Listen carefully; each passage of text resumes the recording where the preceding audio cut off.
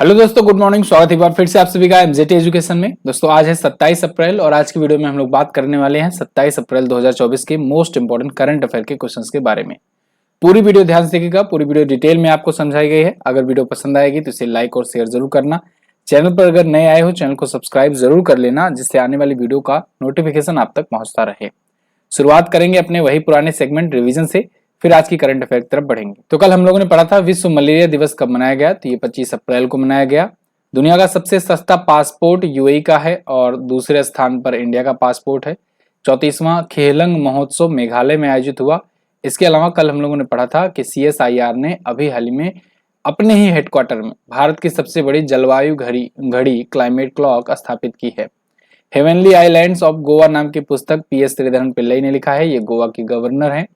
भारतीय reserve bank ने अभी कोटक महिंद्रा बैंक पर कुछ प्रतिबंध लगाए हैं, नए कस्टमर ऐड करने पर, क्रेडिट कार्ड वगैरह इशू करने पर। इसके अलावा कल पढ़ा गया था कि भारत की शीर्ष टेबल टेनिस स्टार बन गई हैं श्रीजा अकुला।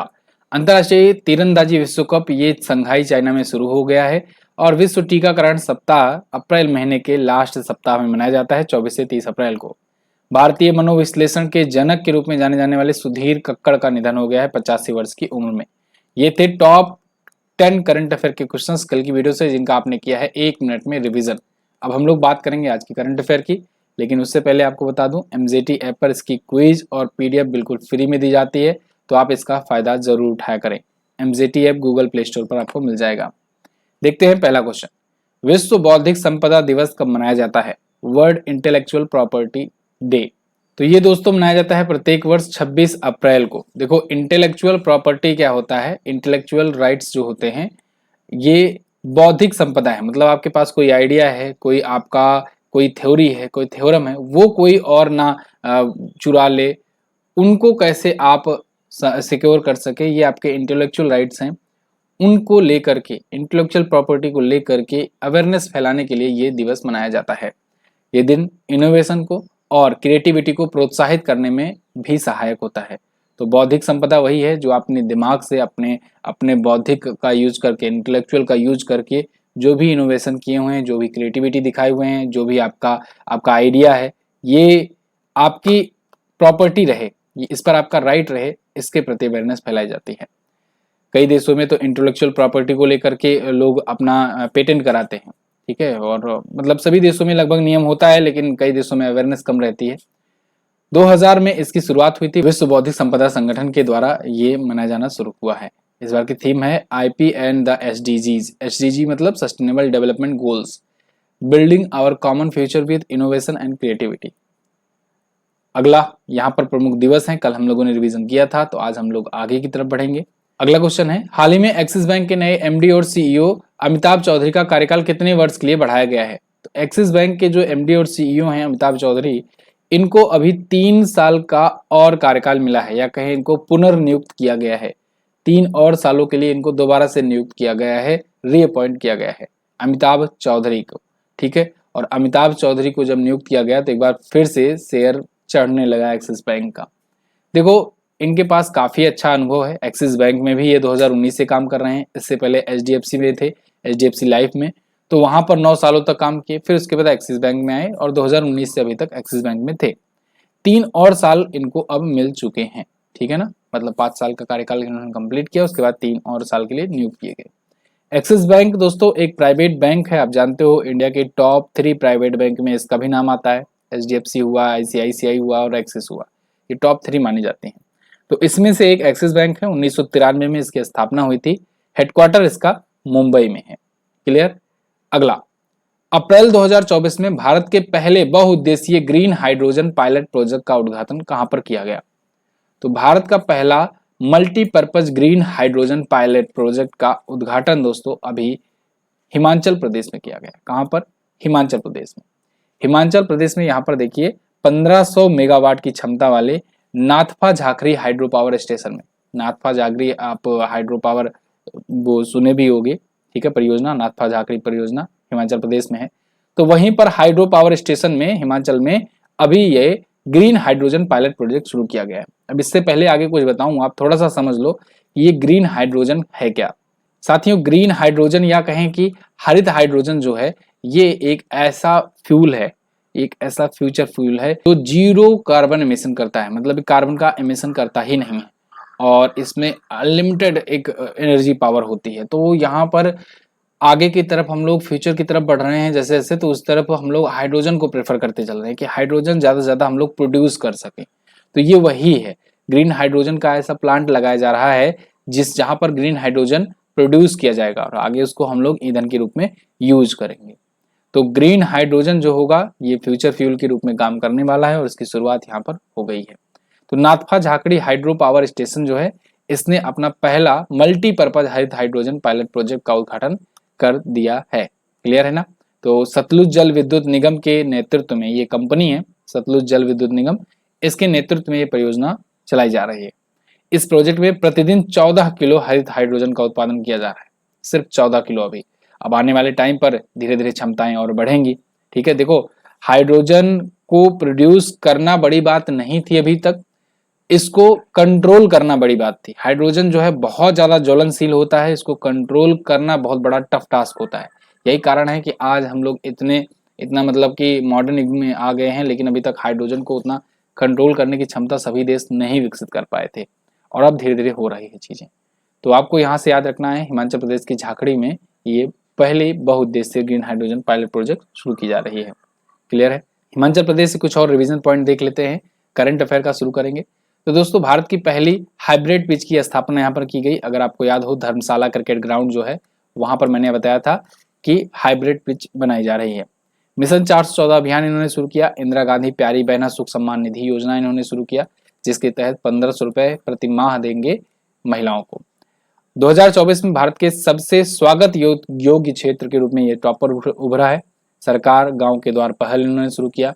इसके अलावा संजीवनी परियोजना, संभल योजना, इसके अलावा हिमकैड योजना, ठीक है ना। इसके अलावा मुख्यमंत्री सुखा सहाय योजना, ये सभी योजनाएं हिमाचल प्रदेश की हैं। करंट अफेयर की ये पॉइंट रहे। अब अगर स्टैटिक की बात करोगे तो हिमाचल प्रदेश आपको यहाँ पर दिख जाएगा। हिमाचल प्रदेश जो है इसकी राजधानी धर्मशाला और शिमला होती है, विंटर और summer capital. Sukhvinder Singh Sukhu Indian National Congress party से यहाँ के सीएम हैं। शिव प्रताप शुक्ला जी यहाँ के करंट टाइम पर गवर्नर हैं। 12 जिले हैं यहाँ पर और 68 विधानसभा में सीटें हैं, 4 लोकसभा में और 3 राज्यसभा में सीट यहाँ से जाती है। रेणुका झील, परासर झील, चंद्रताल, सूरजताल और खजियार ये प्रमुख झीलें हैं यहाँ की। Great Himalayan national park, pin valley national park, ये 2 प्रमुख नेशनल पार्क हैं, इनको आप याद रखेंगे। कालीछो, कुगती ये 2 प्रमुख दर्रे हैं। इसके अलावा मैंने 3 और दर्रा बताया था, क्या आपको याद है? रोहतांग, सिपकिला, बाड़ालाचा, ये 3 दर्रे भी याद रखिएगा। आगे लता दीनानाथ मंगेशकर पुरस्कार से किसे सम्मानित किया गया? तो दोस्तों लता दीनानाथ मंगेशकर पुरस्कार में अभी एक विशेष सम्मान से सम्मानित किया गया है रणदीप हुड्डा को। ध्यान रखिएगा, विशेष सम्मान से सम्मानित किया गया है इनको, रणदीप हुड्डा को, क्योंकि लता दीनानाथ मंगेशकर पुरस्कार से अभी मैंने कुछ दिन पहले ही आपको बताया था कि अमिताभ बच्चन जी को दिया जाएगा, अमिताभ बच्चन जी को दिया जाएगा इस बार का, तो वो दिया जा रहा है।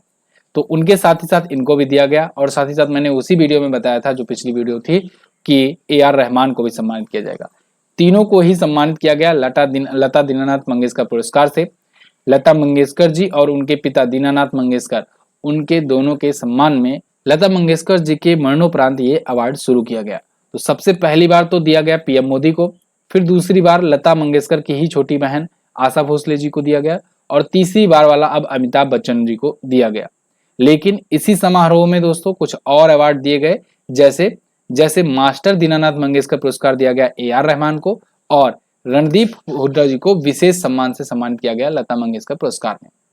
तो दीनानाथ मंगेशकर नाट्यगृह मुंबई में यह आयोजन हुआ और इनको स्वतंत्र वीर सावरकर मूवी में इनके कार्य के लिए इनकी समझ लो कि एक्टिंग को पहचानते हुए ये दिया गया है, ठीक है ना, रणदीप हुड्डा को।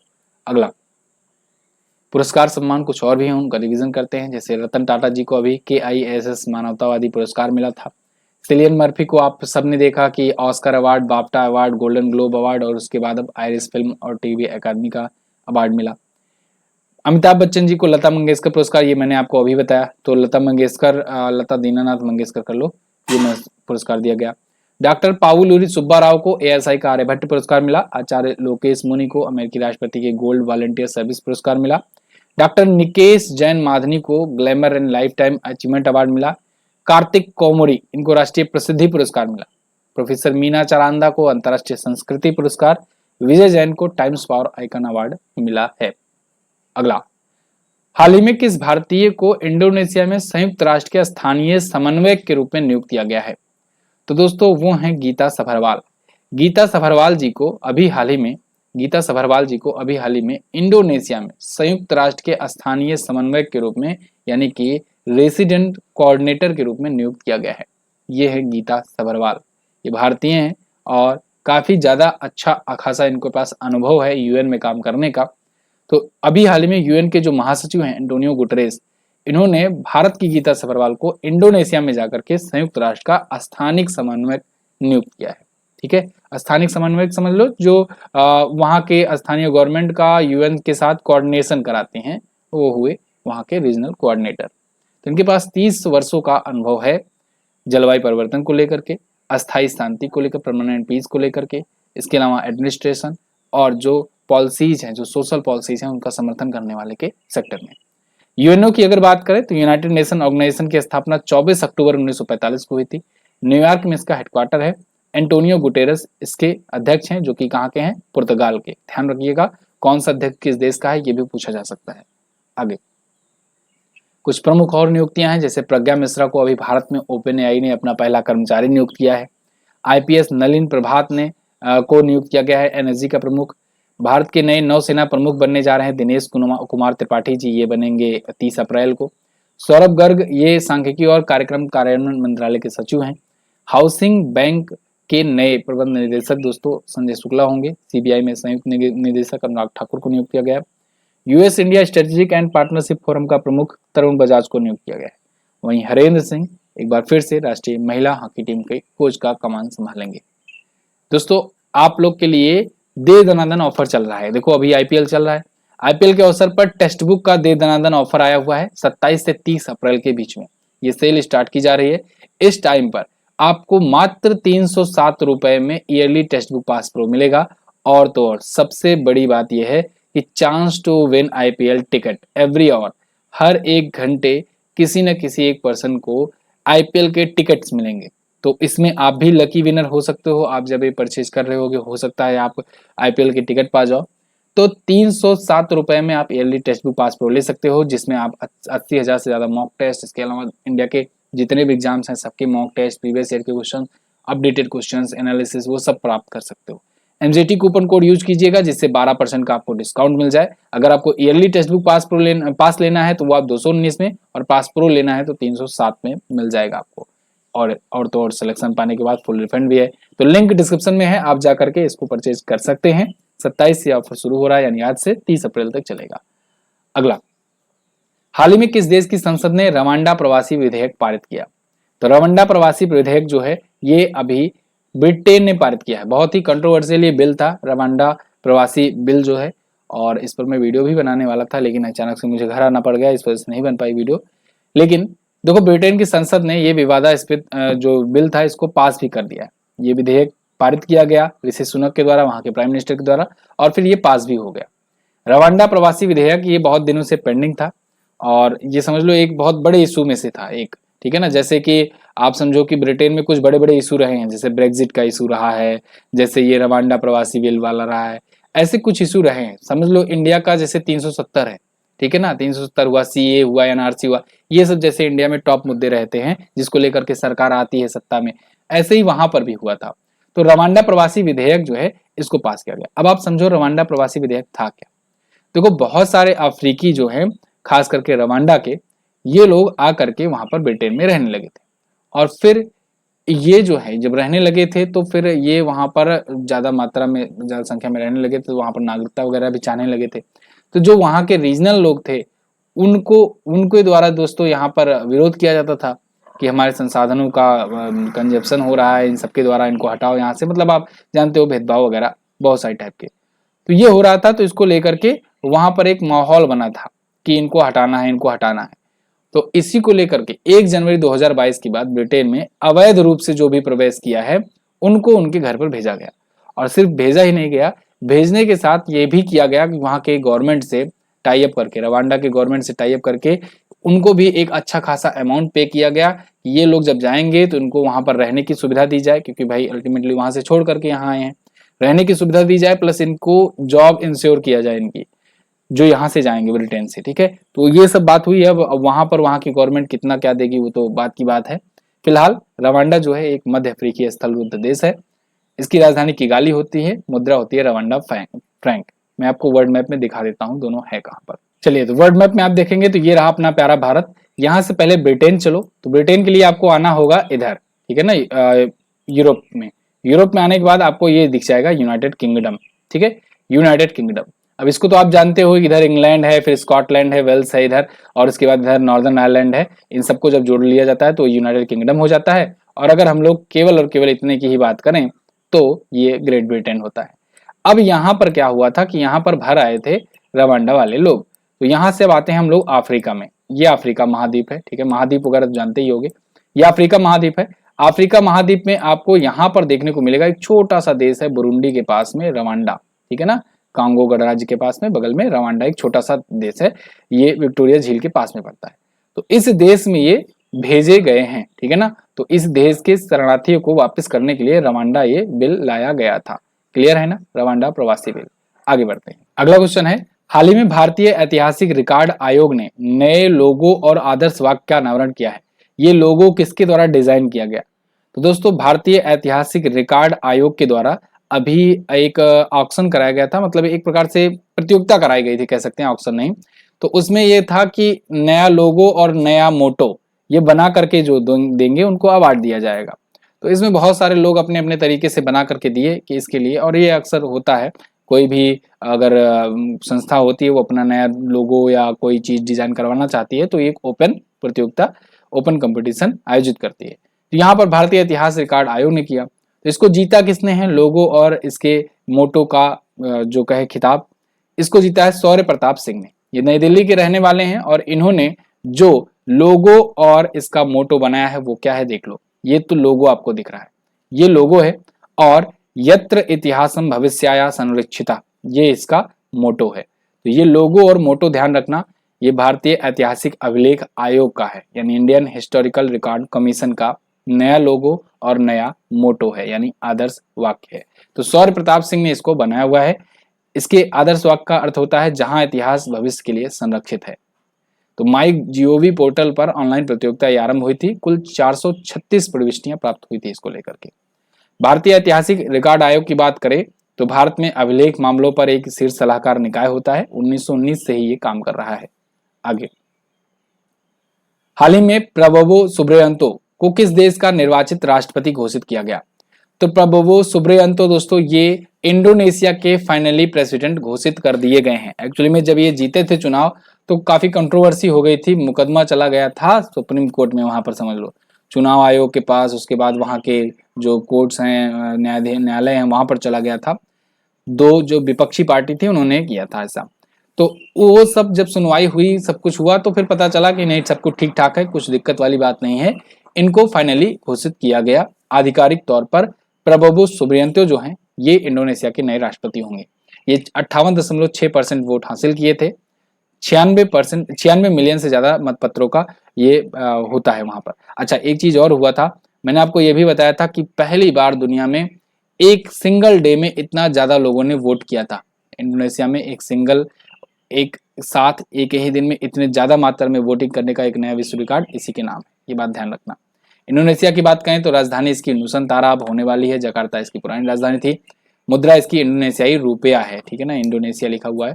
इंडोनेशियाई रुपया जो है इसकी मुद्रा है, ठीक है, रुपया जो भी पढ़ो आप। आइए देखते हैं इंडोनेशिया है कहां पर। तो आप अगेन वर्ल्ड मैप में देखोगे तो ये रहा अपना प्यारा भारत। यहां से आपको इस साइड आना, आपकी बार ईस्ट साइड में आना, ठीक है ना। ईस्ट में आप आओगे तो यहाँ पर मलेशिया आपको दिखा, इसके नीचे आपको ये दिखेगा इंडोनेशिया, ठीक है ना। ये जो है देश, ये जो पूरा देश है ये इंडोनेशिया है। यहाँ से लेकर के ये पूरा ये तक, पापुआ न्यू गिनी तक, ठीक है। तो इंडोनेशिया ये सब पूरा फैला हुआ है। यहाँ पर आपको जकार्ता दिख रहा है, लेकिन जकार्ता को प्रेडिक्ट किया गया है कि आने वाले टाइम पर, क्योंकि ये देखो ये समुद्र के बिल्कुल किनारे है, तो आने वाले टाइम पर ये डूब सकता है। इसलिए जकार्ता से हटा करके ये राजधानी यानी कैपिटल अपनी बना रहे हैं पूर्वी कलिमंतन द्वीप पर, ठीक है ना। और पूर्वी कलिमंतन द्वीप पर ये नुसंतारा को अपनी बनाएंगे राजधानी, ठीक है। चलिए, तो ये इंडोनेशिया रही बात। और इंडोनेशिया भी यहाँ पर साउथ ईस्ट एशियन नेशन का सदस्य है। साउथ ईस्ट एशियन नेशन मतलब जो साउथ ईस्ट में यानी कि दक्षिण पूर्वी जो एशियाई देश हैं वो 10 देश मिलकर के एक संगठन बनाते हैं, उसी का सदस्य इंडोनेशिया भी है। आगे बढ़ते हैं। क्वेश्चन, अप्रैल 2024 में किस कंपनी को वर्ष का उत्कृष्ट सार्वजनिक क्षेत्र उपकरण पुरस्कार दिया गया? तो दोस्तों, अप्रैल 2024 में अभी HAL को, हिंदुस्तान एरोनॉटिक्स लिमिटेड को इस साल का उत्कृष्ट सार्वजनिक क्षेत्र का उपक्रम का पुरस्कार दिया गया है। ये AIMA दिल्ली के द्वारा दिया गया है, सर्वश्रेष्ठ PSU का, पब्लिक सेक्टर अंडरटेकिंग्स का ये अवार्ड, ठीक है ना। अब देखो 23 अप्रैल को दिया गया है all India management association managing India award समारोह नई दिल्ली में, और ये अवार्ड दिया है उपराष्ट्रपति जगदीप धनखड़ जी ने। HAL ने दोस्तों पिछले वित्तीय वर्ष में 29,800 करोड़ से ज्यादा का रेवेन्यू एकत्र किया था, जनरेट किया था। ये एक बहुत बड़ी बात है। HAL दोस्तों भारत सरकार की एक ऐसी संस्था है जो एरोनॉटिक्स वगैरह के कंपोनेंट्स हुआ या ऐसे जेट्स वगैरह हुआ, फाइटर, ये सब बनाती है।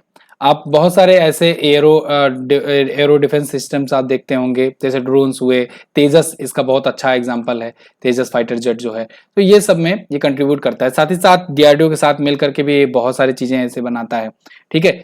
तो फिलहाल इसकी स्थापना 1940 में हुई थी, बेंगलुरु में हेडक्वार्टर है और CB अनंत कृष्णन इसके अध्यक्ष हैं। इनका नाम इंपॉर्टेंट है, याद रखिएगा। आगे बढ़ते हैं। अगला क्वेश्चन, हाल ही में सरकार ने RBI के डिप्टी गवर्नर T रविशंकर का कार्यकाल कितने वर्ष के लिए बढ़ाया? तो केंद्र सरकार ने RBI के डिप्टी गवर्नर T रविशंकर का कार्यकाल 1 वर्ष के लिए बढ़ा दिया है। T रविशंकर RBI के डिप्टी गवर्नर हैं। देखो RBI के दोस्तों एक गवर्नर होते हैं और 4 डिप्टी गवर्नर होते हैं। तो एक गवर्नर तो शक्तिकांत दास हैं और 4 डिप्टी गवर्नर में से एक गवर्नर थे T रविशंकर। इनका कार्यकाल समाप्त हो रहा था, तो अभी इनका कार्यकाल 1 साल के लिए और बढ़ा दिया गया है कैबिनेट की अपॉइंटमेंट कमेटी के द्वारा, ठीक है जी।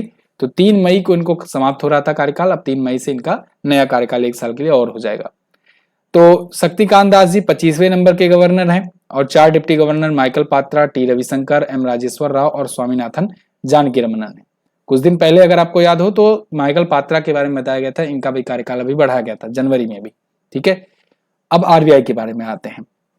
RBI reserve bank of India Bharat का सेंट्रल बैंक है। मुद्रा छापने का अधिकार, मॉनेटरी रेट्स डिसाइड करने का अधिकार और इसके अलावा बैंकों पर रेगुलेशन वगैरह डिसाइड करने का या कहें कि लगाने का अधिकार इसी के पास है। RBI ही भारत का फॉरेक्स रिजर्व वगैरह भी मैनेज करती है और बैंकों का बैंक है, यानी कि जो बैंकों जो आम कमर्शियल बैंकें होती हैं जिनसे हम लोग बैंकिंग करते हैं, वो बैंकें RBI से बैंकिंग अपना करती हैं।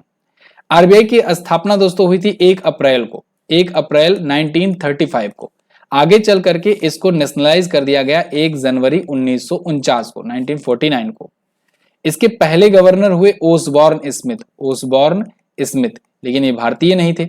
अगर पहले भारतीय गवर्नर की बात की जाए तो वो हुए CD देशमुख। ध्यान रखना, भारतीय गवर्नर CD देशमुख थे पहले इसके, और ओसबॉर्न स्मिथ पहले सबसे पहले वाले गवर्नर थे। RBI के वर्तमान गवर्नर शक्तिकांत दास हैं और इनसे पहले थे उर्जित आर पटेल, और उर्जित आर पटेल के टाइम पर ही हुई थी नोटबंदी। ये पूछा जा सकता है आपसे, उर्जित आर पटेल के टाइम पर 8 नवंबर को 2016 को नोटबंदी हुई थी। वो 24वें थे, उनसे भी पहले रघुराम राजन थे। क्लियर? तो ये थे टॉप 10 करंट अफेयर के क्वेश्चंस आज के दिन से, जिनका आपने डिटेल एक्सप्लेनेशन के साथ किया स्टडी। आई होप आपको ये वीडियो पसंद आई होगी। देखो इंग्लिश में भी हर एक क्वेश्चन का एक्सप्लेनेशन दिया जाता है। हाँ, मैं उस पर ज्यादा समय के लिए रुकता नहीं हूं, लेकिन आपको 2 सेकंड या 3 सेकंड के लिए दिखाया जरूर जाता है।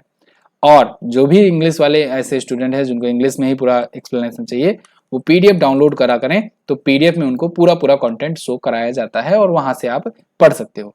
ये सारे एक्सप्लेनेशन मेरे द्वारा लिखे गए रहते हैं, तो आपको बिल्कुल ऑथेंटिक डाटा के साथ चीजें मिलेंगी। तो आप PDF टेलीग्राम से भी डाउनलोड कर सकते हो और अपने MJT ऐप से भी डाउनलोड कर सकते हो, ठीक है ना। तो आप जाकर के PDF जरूर डाउनलोड किया करो। चलिए बात करते हैं लास्ट डे के क्वेश्चंस की। कल मैंने आपसे पूछा था 1959 में भारत के किस राज्य में सबसे पहली बार पंचायती राज व्यवस्था लागू की गई थी? तो राजस्थान में लागू की गई थी, राजस्थान के नागौर जिले में, आप सबको पता है, ठीक है। और दूसरा क्वेश्चन था 2024 में कितने लोगों को पद्म विभूषण पुरस्कार से सम्मानित किया गया? तो 5 व्यक्तियों को पद्म विभूषण मिला है और 5 को ही इस बार भारत रत्न से भी सम्मानित किया गया है। अब आज के लिए आपका क्वेश्चन, ऑस्ट्रेलियाई firm compare the market AU के द्वारा अभी एक रिपोर्ट आई है। इसमें बताया गया है कि दुनिया के कौन से देश है किनका पासपोर्ट कितना महंगा है कितना सस्ता है। तो आपको बताना है दुनिया का सबसे महंगा पासपोर्ट किसका है, कमेंट करके जरूर बताइएगा। भारत वाला भी रैंक बता देना। कौन सी जनजाति मेघालय में पाई जाती है, इनमें से कौन सी जनजाति है जो पाई जाती है मेघालय में, ये भी बता दीजिएगा। चलिए बहुत बहुत धन्यवाद यहाँ तक वीडियो देखने के लिए। आप अगर हमारे बुक वगैरह लेना चाहते हैं तो आप ऑर्डर कर सकते हैं अमेजन से जाकर के। लोको पायलट और टेक्नीशियन की बुक है, प्रैक्टिस सेट की।